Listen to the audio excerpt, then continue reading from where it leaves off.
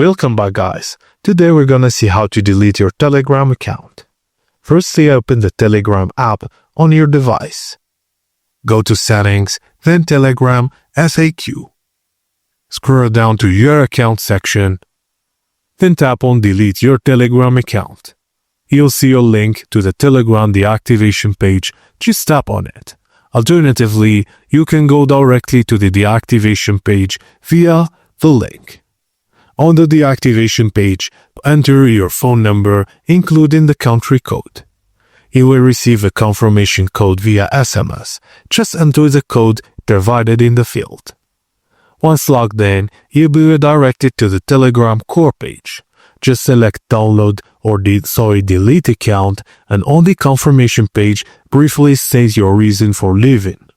Click Delete my account and finally confirm the deletion by tapping Yes, delete my account. Your Telegram account will now be permanently deleted. And that's it, guys. Thank you for watching, and please don't forget to like and subscribe for more.